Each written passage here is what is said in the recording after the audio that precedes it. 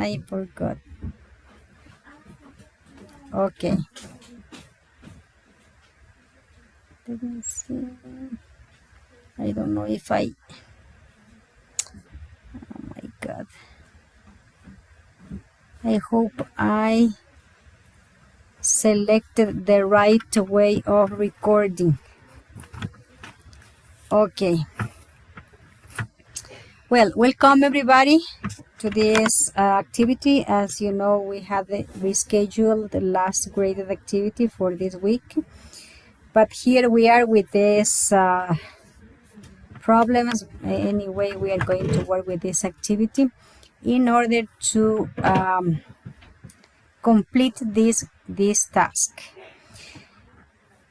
According to our plan, this activity, the purpose of this activity was to discuss about curriculum foundations.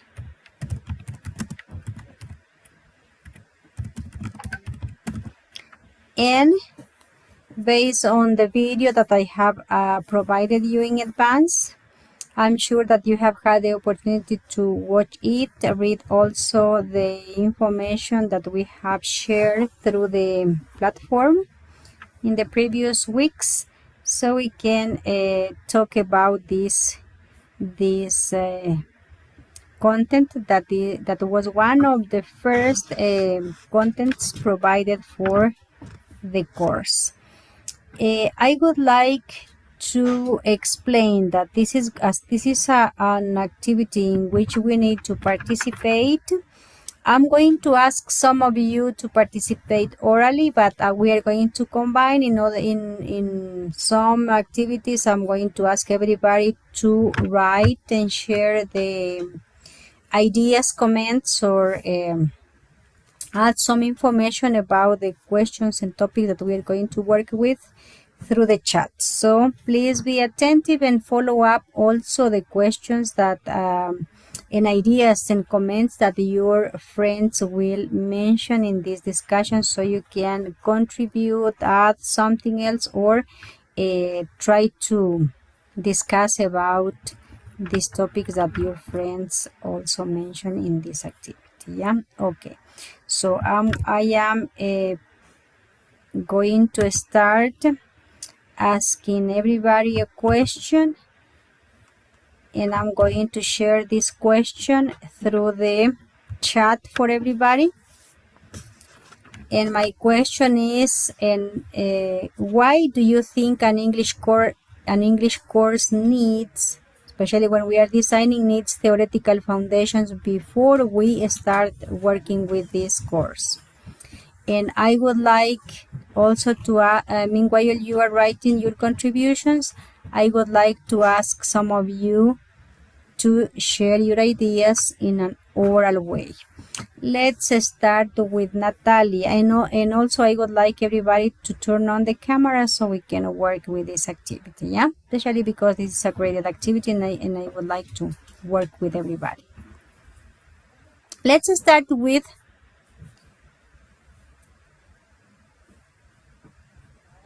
Maribel. Natalia, please. Yes, teacher. Good evening. Okay, good evening. Why do you think an English course needs theoretical foundations before being designed? Okay, I think the theoretical foundations is important because different aspects like consistency and cohesion. Can you hear me? Sorry. Yes, I can hear you. Like a justification of choices, understanding the learner's brain. Regarding the understanding the learner's brain, I can mention the affective filter, the scala another aspect important regarding the question is socio-cultural relevance and the measurable success. It has a different aspect that's important, the curriculum foundation explained, because like a students or like a future teacher, it's important to know different aspects related, specifically curriculum or foundations, because to know the origin that we have study and that the knowledge is important to transmit for others.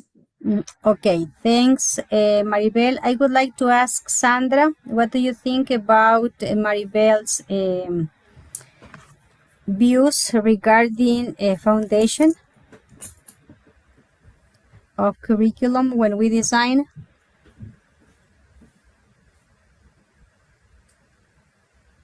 Me, teacher?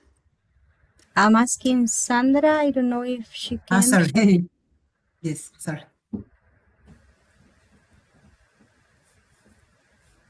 Okay, meanwhile, Sandra is ready. I would like to ask everybody to write the contributions in order to answer this question.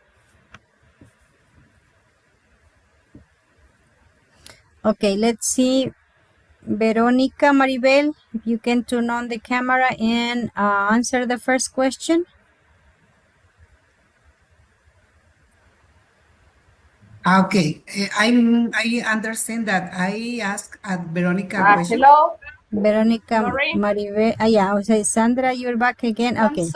I'm sorry. Yeah, don't worry. Good evening. Sorry, because it's raining too strong here in the Okay. town. So you asked me something about my partner. About answer? the Yeah. Yes. What do you Yeah. think about? I think I consider that the answer of my partner is correct, because these foundations are very important in the curriculum to respect how the students learn, how they acquire, depend about the social and economic motivation, all this kind of the stuff of important things are in the curriculum with a specific purpose, that we need to know exactly how the students learn, the values, the priorities, the strategies, the methods, all this kind of stuff are in the curriculum. So I think the answer of my partners are properly, and I agree. Okay, I would like to read you the answer from everybody to question number 1 through the chat, and while you're sharing your ideas. I don't know what happened with my camera. Sorry, teacher. Yeah. Okay. But response with my classmate Maribel. Yeah. Okay. And my other let's work with Veronica. Sandra. Can you hear me, Veronica? Let's work with the second question for you. Yeah. I would like you to tell me, according to the video that you had the opportunity to watch and learn a little bit more, what are the main foundations of curriculum design according to the video? Can you list them? Yes, teacher. I remember. Yeah, sorry, I don't know what happened with my microphone, but I remember the philosophical foundation that provides teachers and educational authorities and curriculum designers with a framework for organizing school and classrooms, and directly influence beliefs and values that drive the purpose of teachers and defining the role of all involved in the curriculum. And I remember that historical foundation. This foundation go back to the colonial era. This foundation focus more on educational experience and how educational has evolving over the time. Psychological foundation, I think.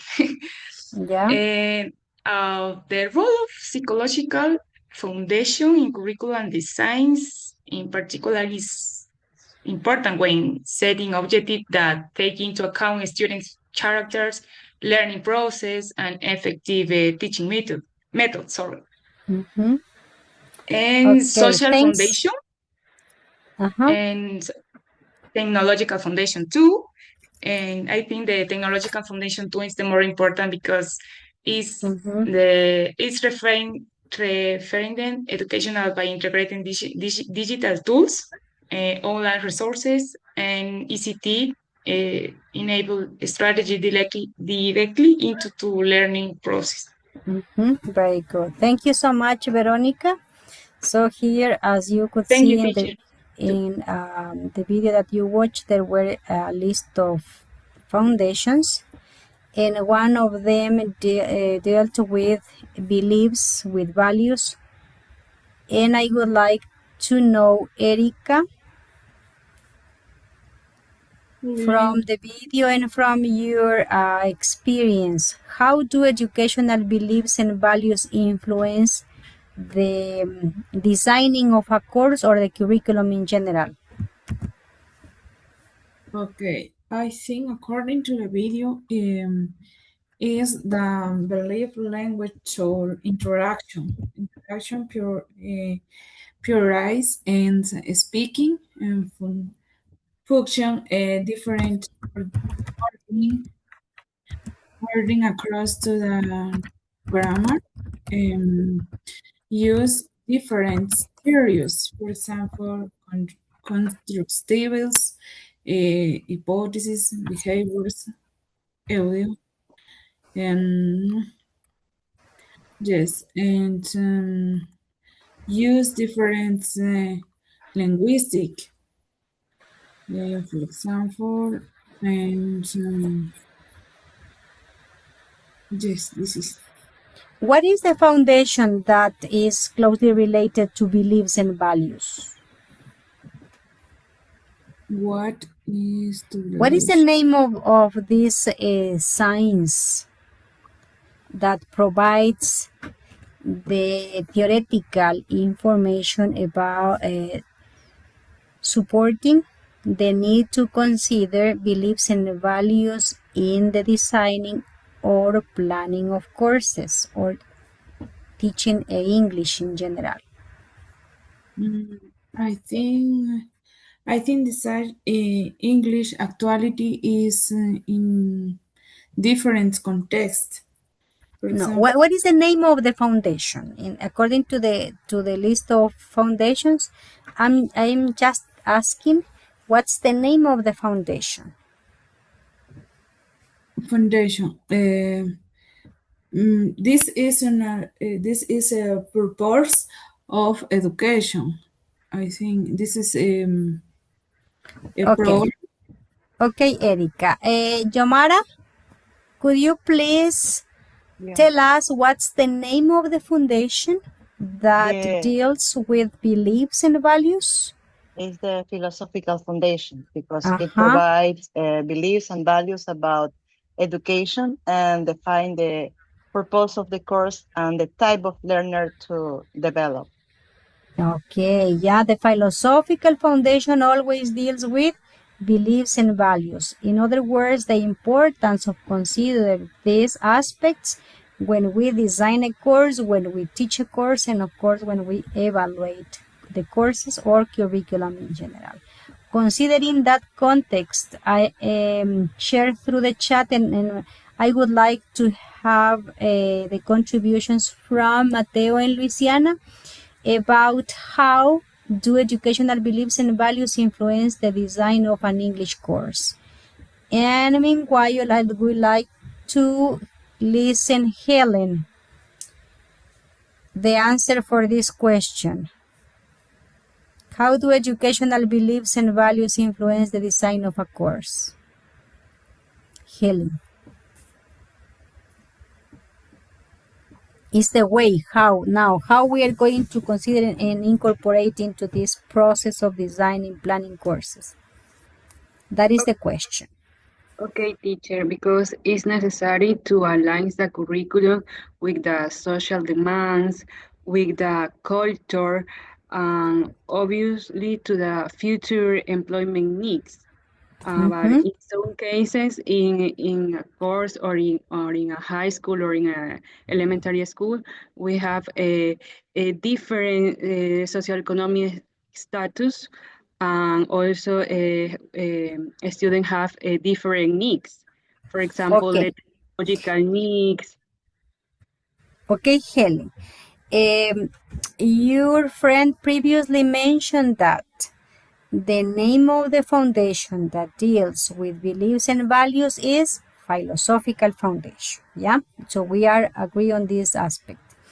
Now the question is how we can, as teachers, as curriculum designers, incorporate those beliefs and values when we design a course. How to do that?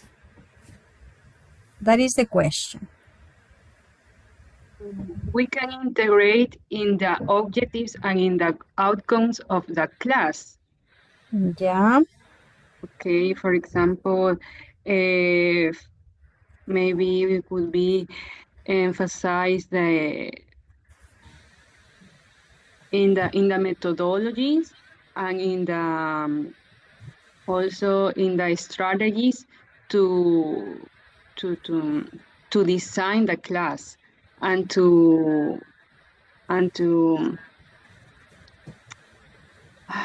maybe and to make the class.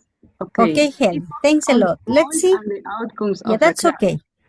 Let's say, Sarah, what other ways can you mention in order to incorporate, in order to make the beliefs and values be part of the curriculum, part of the course that we teach?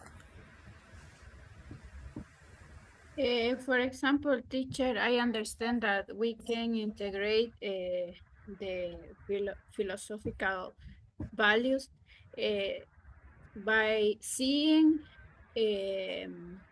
what we want, what are the goals or the objectives that we want to reach. For example, if I want the students or the community has the knowledge based on more on experiential learning, and then I am going to use, I think that it was the progressive, something like that. It was, I don't know if I am saying, but I think that it is like that, and the teaching is going to be in student centered. Okay. When we talk about beliefs, when we talk about values, we are talking about that part of the hidden curriculum that, of course, is not going to be explicitly in the list of contents about grammar, about vocabulary, about listening, speaking, reading, and writing. But that is the training that we have to provide our students in order for them to have an integral training and become integral human beings. When we talk about values, we are going to teach them respect, to be collaborative, to be responsible, and all these aspects. Those are the beliefs, those are the values that we teach them. That is part of the curriculum. Yes, Luciana? It could be about critical thinking. Of course, all this process of trying to be very careful when we are expressing our opinion in order to analyze in a critical way the information that we receive, but at the same time to try to express and respect the rest of the different beliefs that we can have, because people think in different ways, they have specific beliefs, and of course when we teach and when we work with an activity or when we plan activities for the curriculum, we are going to have the opportunity to see how students interact, how students cooperate. If we ask them to work with a project, they have to be responsible. They have to look for these values and demonstrate. And we are going to have the opportunity when we plan the activities at the same time to teach them beliefs, values, and try to help them to correct probably some aspects that we can see while we are teaching or developing an activity in class.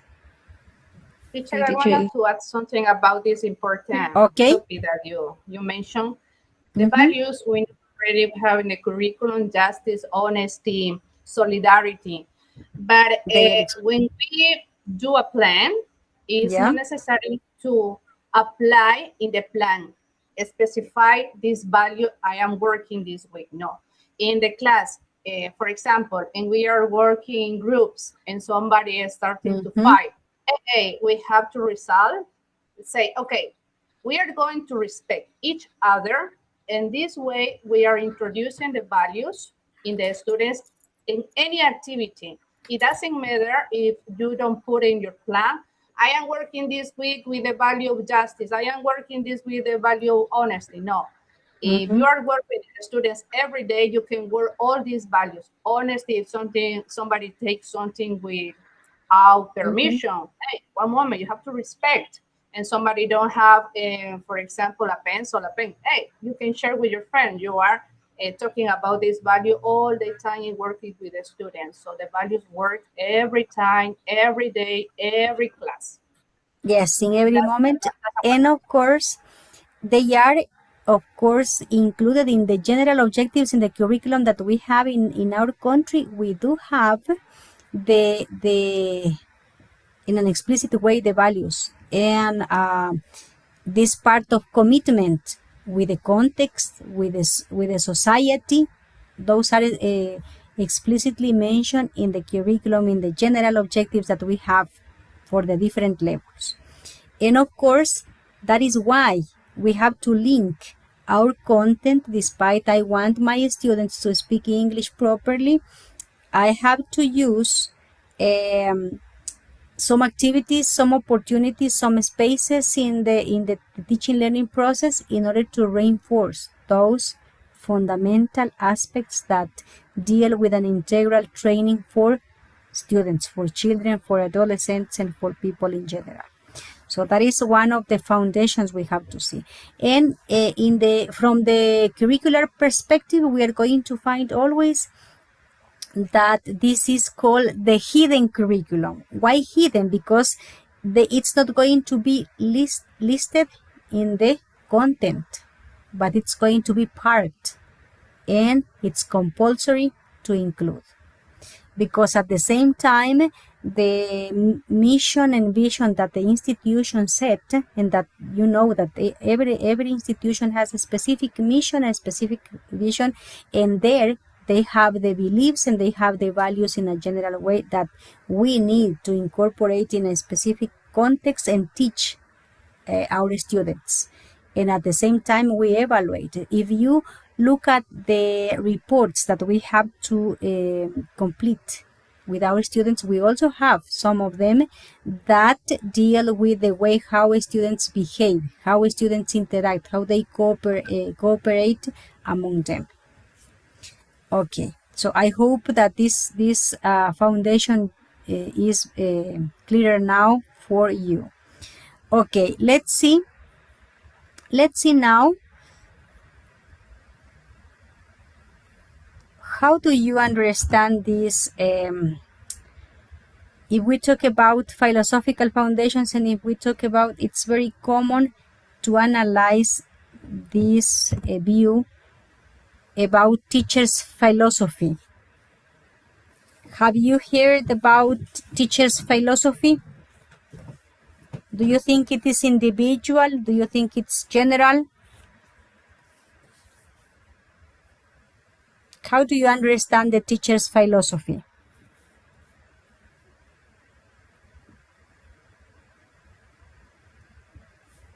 Let me see.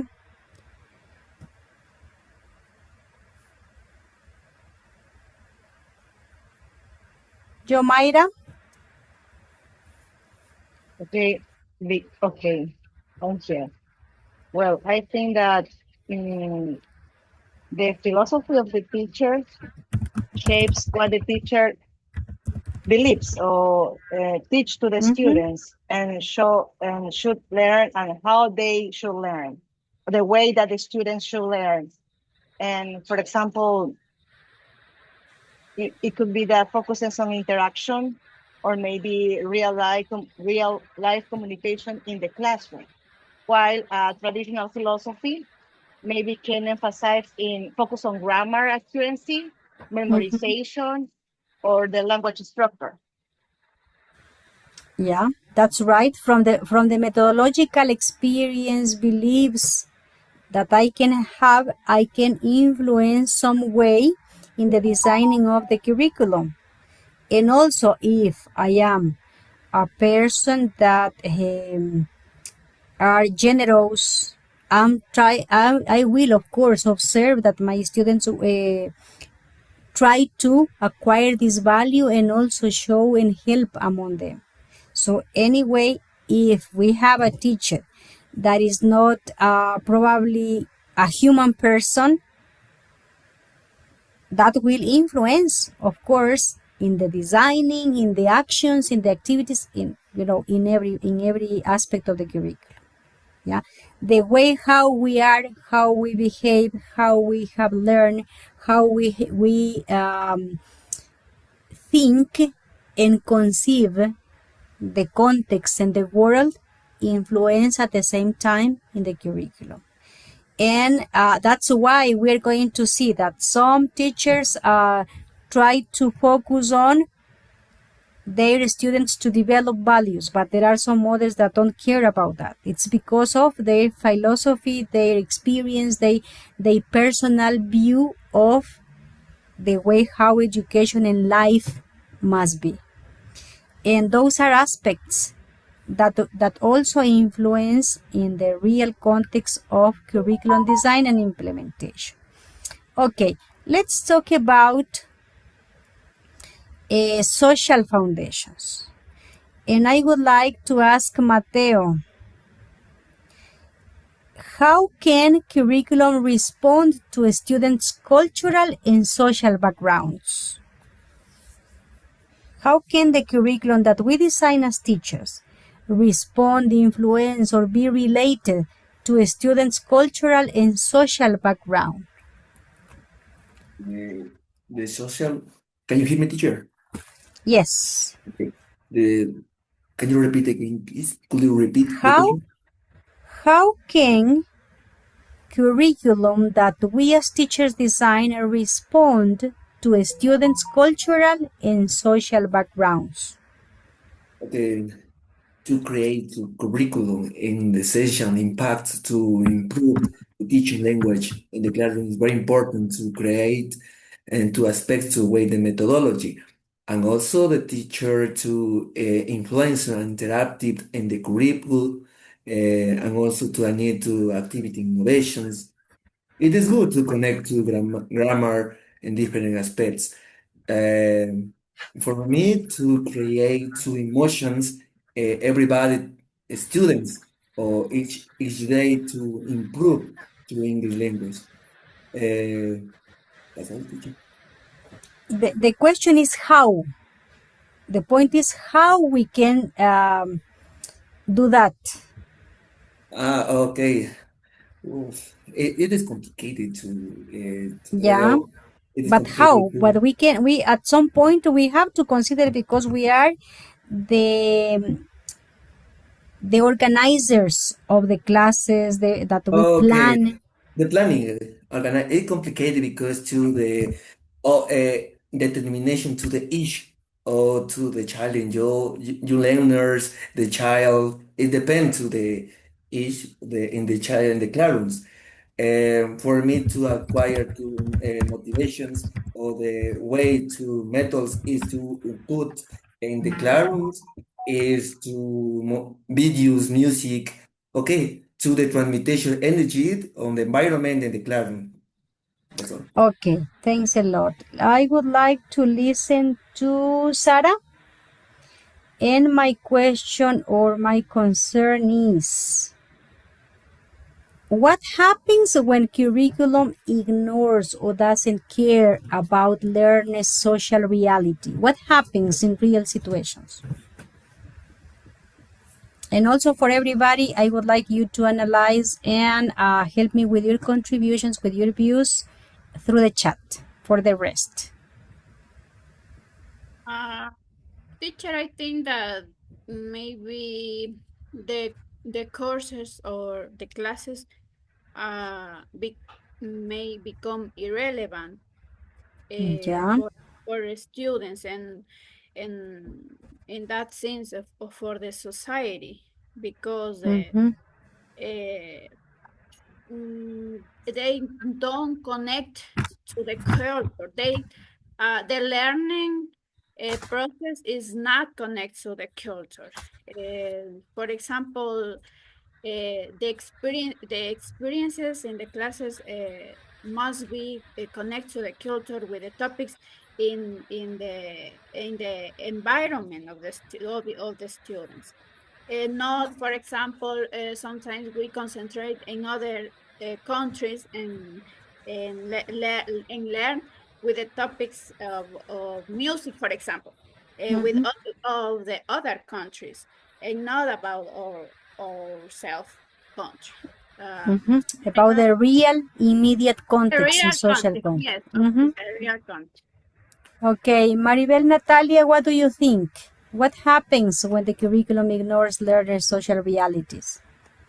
Okay, I think that it's a serious problem. I consider a serious problem for the society, especially with the education system, because I consider that a curriculum or the LOE, for example, in this context, it's important to apply different all aspects begin for the reality of the different families, because in Ecuador especially there are different kind of families. For example, the first one maybe the dysfunctional families.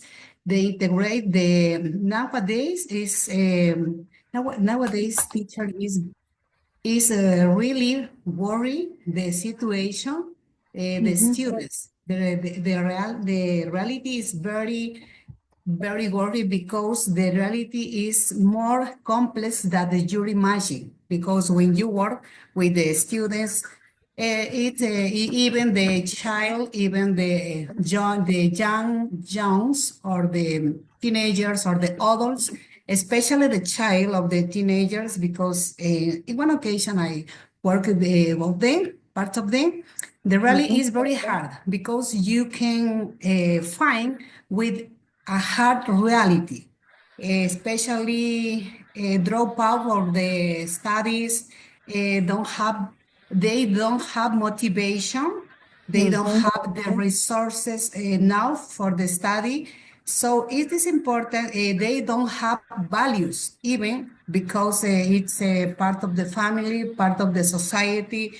The social media science influence the most of part of the time, because it's we are in the native digital era for all, and it's important like adults to adapt a new reality, different scenarios, different stages, and it's important for me that for example, the politicians, the assemblies, like the create the reforms. It's important to pass the classroom, because on the classroom you can find the really reality of the students, in even the teacher, because it's a little hard to try in these issues for the in front of face on the class is not enough the topics, the grammar, the different traits. For me, it's important to connect the students up through the social, emotional, and different stage, to understand the realities for families, or the like a person, like students, like a teachers, and focus the education, Ecuadorian system education, focus in the reality. After that, to apply the different reforms. Okay, you have pointed out some important aspects regarding the social context. And in fact, Yes. there is an alignment among the national curriculum, meso curriculum, and micro curriculum. And of course, it would be ideal to consider all these situations, but in the real context, in the real situation, we don't have an alignment, especially from people who make decisions about the policies, about the guidelines of the general curriculum that we consider. And we as teachers have also to analyze when we create, when we adapt, and when we teach courses, that there are some decisions that we cannot make. And of course, despite those factors influence, and we have to analyze them in order to see what we can do from our view, from our possibilities, because we cannot do a lot regarding decisions in the country, or that the government has to do, but probably we can make some decisions just to adapt the activities in order to teach students in a specific context. If we are in a poor area where students are facing real social problems, it is really difficult for us to teach, but we have at least to try to create learning environments for students to feel a little bit more comfortable while they are in that space and in that part of the day with us working, and at the same time enjoying what we do. And if we cannot solve some situations, we have to try to find out the way how we can lessen the impact a little bit from our perspective and from our possibilities at the same time. Okay, let's see. Let's talk a little bit about the historical and psychological foundations. And I would like you to think about this question, and I would like to ask Erika to answer. Meanwhile, you can contribute with your ideas through the chat. What psychological needs should be considered in adult language learners? Let's analyze, but let's be critical. Let's suppose, probably now you are not teaching adult students, but if you had a course that you need to prepare and you need to teach, if you work with all adult learners, what psychological needs do you think you have to consider from the psychological perspective? Considering that the psychological foundations in this context of curriculum design are focusing on the process of learning, that internal process of learning that happens in our brains when we learn a language. Let's analyze from that perspective. Me, teacher? Yep, please. Okay. According this question, I think is very interesting because the course for adult language learners, the psychological landscape shifts and significantly compare to the teaching children or adults. It's very important because the use to the classroom, they bring life experience, establish identities, and different use often the high degree of affective filters, for example, the mental blocks that can hear different topics in their learning when used in children or adults, I think. Okay, thank you so much, Erika. Luciana, analyzing from our real situation. You are adult learners studying English. What psychological needs do you think we have to consider in this context? Well, for me, I think it's motivation because self-confidence, autonomy, and emotional support in the learning process. Because I think, from my point of view, I teach students lessons that are practical, applicable to their specific situations, aims, or work situation. So in this case, I'm an adult do the best work where there is support, and if adults feel respect and comfortable participating without fear or making mistakes. So in this case, an adult can learn in this way. So they also value autonomy and taking shares to their learning. Thus, teachers need to meet all these psychological needs. Okay. What do you think, Jomaira? Okay, thank you. Yes, I agree with my classmate.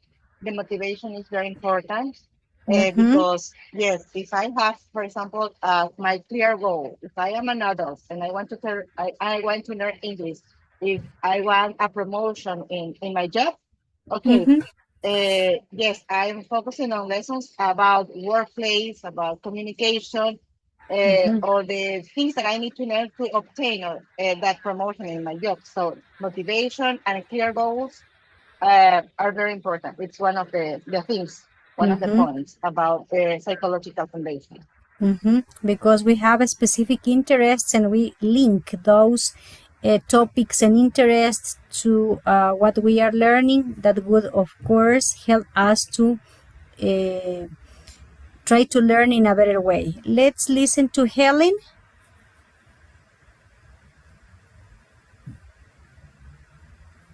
Okay, teacher. Well, I consider to the adult need a safe environment to where they won't be judged for mistakes, because That's good.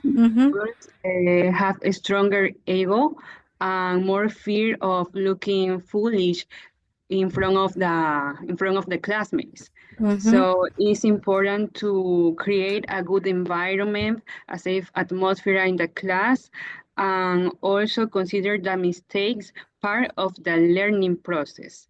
And also, the other aspect, the other need is the autonomy, because adults need to feel they have a choice and agency over their learning. Okay, unlike the kids or unlike the teenagers, adults aren't in a high school or in an elementary school, and they feel more rigid, and more, in some cases, more feel more pressure to learn.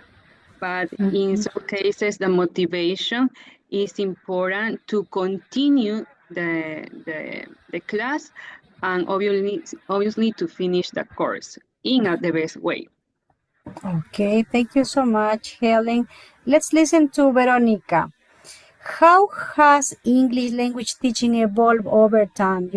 Analyzing this specific situation about how adults learn and what we have to consider regarding the psychological view. How has English language teaching evolved over time in terms of teaching? Veronica, you're not there. Let's listen to Mateo. Yes, teacher. How has English language teaching evolved over time? Over time.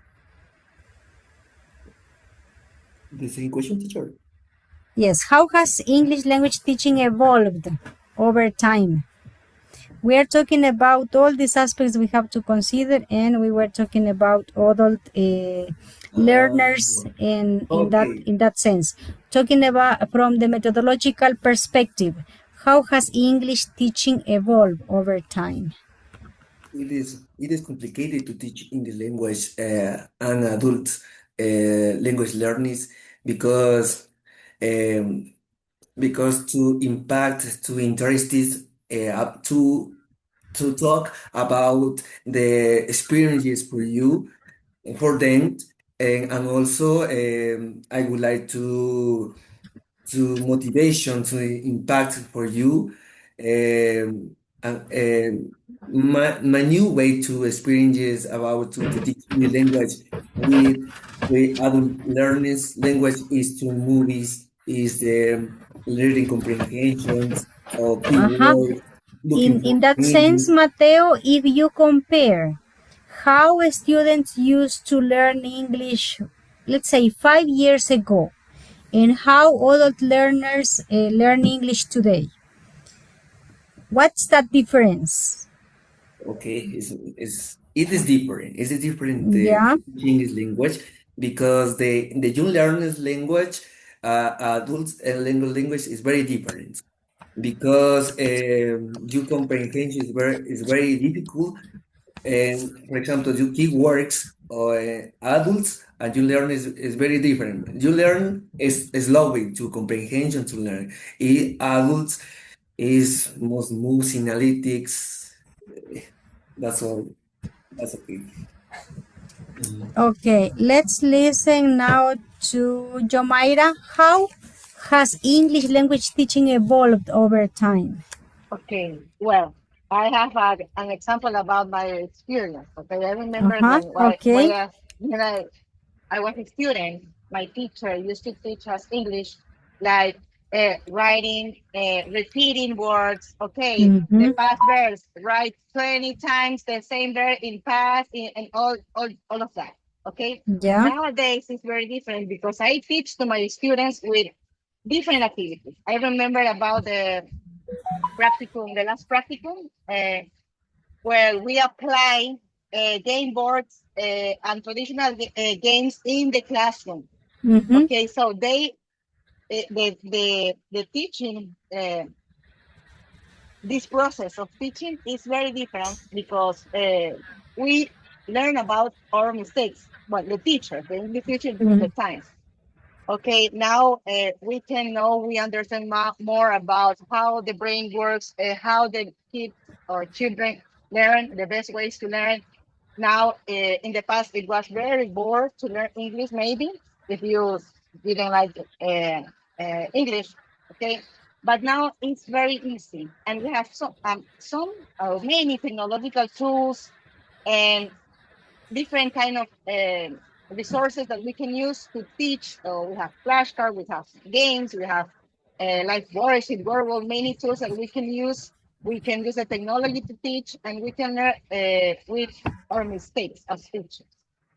Okay, yes, you're right. In the past, we used to have a structural approach based only on repetition, grammar, and that was all. And we used to memorize. Yes, but now, the time of concentration is very little.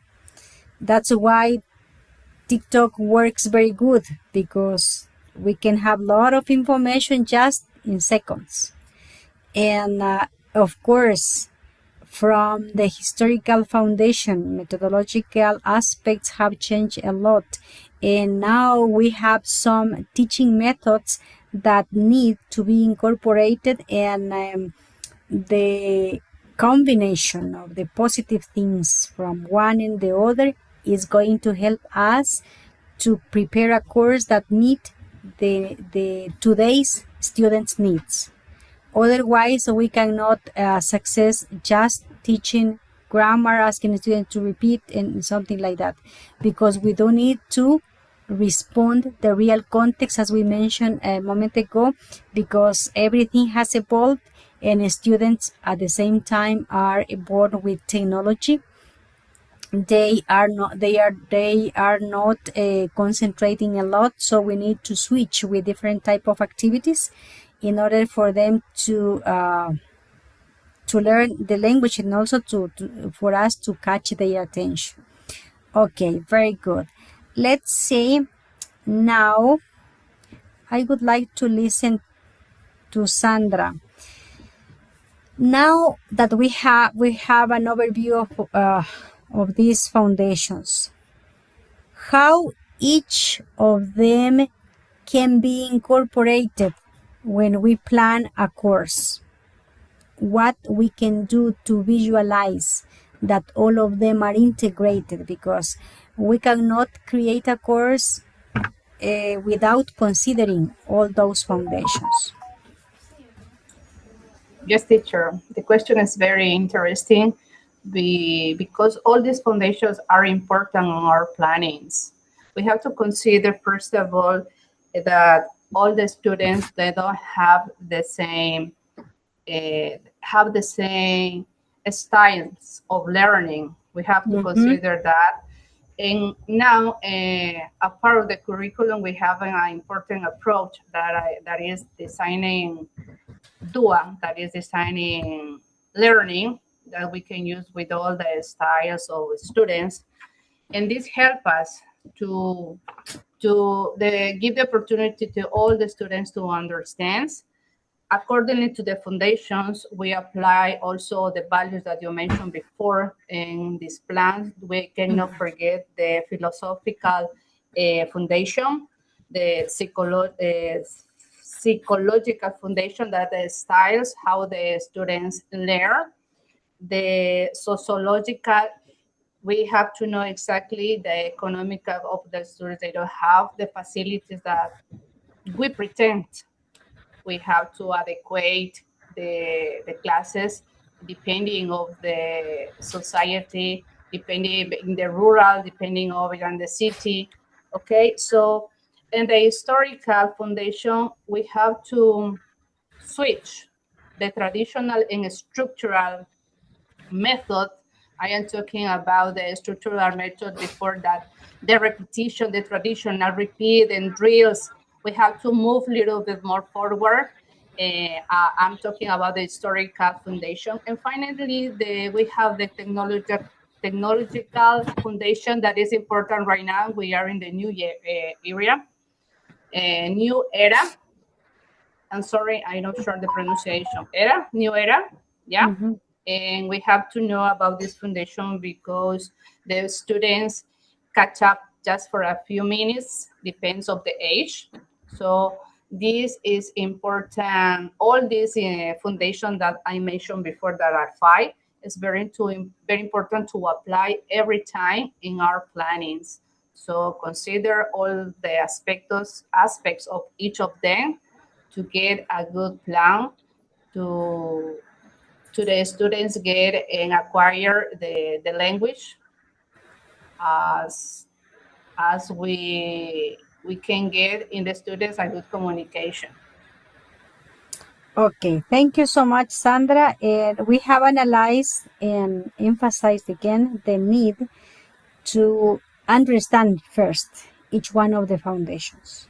What is the contribution and how we can, of course, incorporate those contributions in the decisions that we have to make when we plan, when we design the syllabus, when we design the course, that are basically where we are going to visualize our work or our responsibility as teachers designing, creating courses, because there we are going to include the activities, we are going to select the content, we are going to find out the methodology that we are going to incorporate in our classes, we are going to specify the assessment process, but considering what exactly is needed in a specific context with a specific group of learners.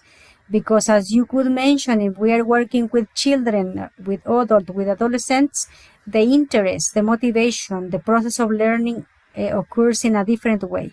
Probably working and including kinesthetic activities is very good for children, but probably not for adult students.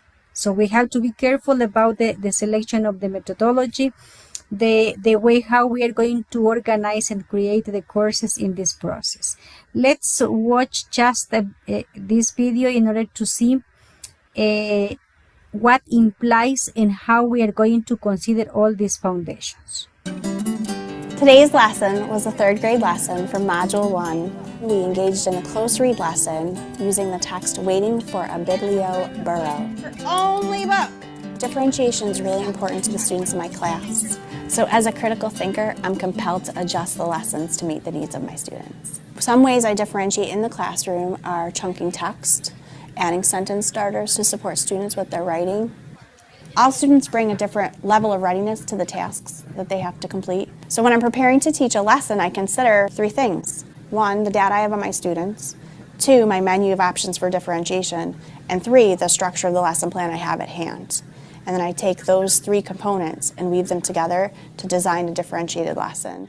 First target says, when I start the whole group lesson, I start by unpacking the learning targets with students, reading the learning target aloud and making sure the students are clear on the vocabulary used in the target, and also giving the students some protocol to self-assess where they are in those targets. Show me where you feel you are on that target. Are you a 5, a 4, a 3, a 2, a 1?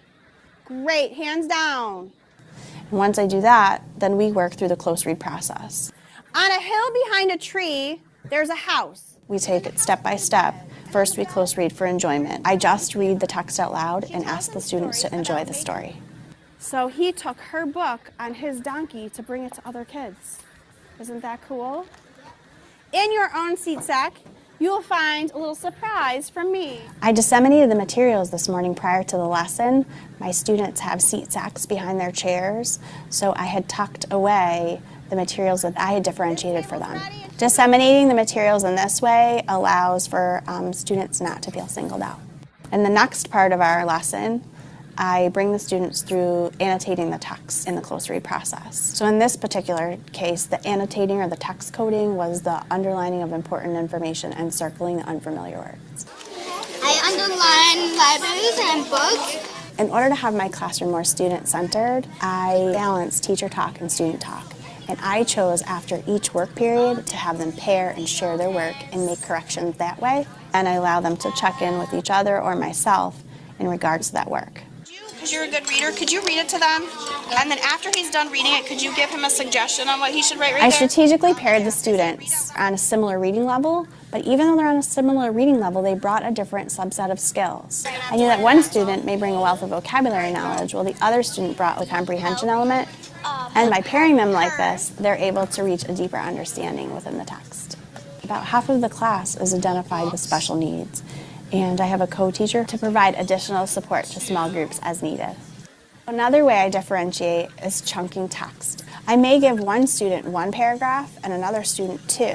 The students who receive 1 paragraph are able to feel like they can complete the process without feeling intimidated or frustrated, while those who feel more confident may get 2 paragraphs so they're able to complete the task and feel the challenge and not get bored during the lesson. Being aware of the pacing and the reading level that they're at, it's just giving students a different amount, but I'm not changing the complexity of the text. The great thing about the modules is that the lesson plans and student work and student text are already prepared. So my planning time is spent preparing the differentiated materials for the students, and I'm not spending my time preparing those other pieces that I used to spend my time preparing. Once we complete the annotation of the text with the circling and the underlining, we ask the students to do the third close read independently of their excerpt, and then after they do that, to mark the gist on the side of their excerpt that best matches their chunk of text. Sean, how would you explain a gist in your own words? What the text talks about a lot. The gist is the first draft of thinking about the text. What's the text mostly about? All right, we're on the 4th part of the close read, which is answering text-based questions. Then I guide the students to take all of that work that they've put into the text, that deep learning, and apply it to answering text-based questions. I provide different recording forms. Some recording forms offer more support, including sentence starters, and some of the recording forms offer less support, and they are minus the sentence starters. So another way I was able to differentiate is instead of modeling for the whole class and taking away time when other kids are ready to move on, I made sure I set the class and then moved to the students who would need the extra examples, touched base with them first, and then was able to monitor the rest of the class. exit ticket. You need to pick one question and write the answer for me on this card. So in this case, I wanted an exit ticket as my ending assessment instead of a whole group discussion. I find with whole group discussion, I'm not sure I heard from every student. And with an exit ticket, I do get a piece of work from every student. Differentiation done well is short term for the children, so that by the time they complete the academic year, they don't need the same differentiation and scaffolding that they did at the beginning. I absolutely see results. Kids have the supports during the lesson that they need to complete the work, regardless of their readiness. So at night on her own bed. Students who normally feel frustrated, intimidated, overwhelmed, or lack confidence are able to feel empowered, engaged, because they know that the support is there for them to be able to finish. We all have the same text, we all have the same target, but we achieve the target by different means. And that's okay. This is just an example of how all the foundations have been incorporated. Behind that environment, that are the set of activities, there has been a plan, there has been a curriculum that needs to be aligned to the institutional guidelines, to the curriculum guidelines that the government has given. And of course, all these foundations have been included because we are talking about the students respecting each other, respecting turns, raising their hand for participation, answering the teacher and working, cooperatively. All that part of the curriculum has been incorporated. Methodological aspects from the historical foundations, the activities, the strategies, the selection of teaching materials respond to those updated methodologies that the students need in order to learn today. If we analyze social aspects, social foundations, students are part of this process in which they are going to work in groups and as a whole class, where they will have the opportunity to interact. And of course, the teacher has provided an environment for them, created an environment, because probably that is not the real situation for all the students, but just inside the classroom, there is an environment for students to take advantage and feel as if they are immersed in a context where they can practice the language just in the class or in the space that has been created for them. So all these foundations, the process of processing the learning and acquiring the language with different type of strategies and activities were also considered in the organization of the activities and the classes. So there we are going to see in the planning of the activities, in the selection of the content, in the way how we make students interact in class, in the way how we teach the classes. All those foundations will be observed and incorporated. So this has been the last part of this activity. Thank you so much for your participation. If you have questions, let me know. If not, I would like to thank for being so good students and wait for my technological problem to be fixed. And thank you so much. See you next class. Thank you. Goodbye. Thank you, teacher. Bye-bye, classmates. Thank you, Blessings. teacher. Bye. Thank you so much. Thank you, teacher, for your feedback. Okay, it was a pleasure. Thank you.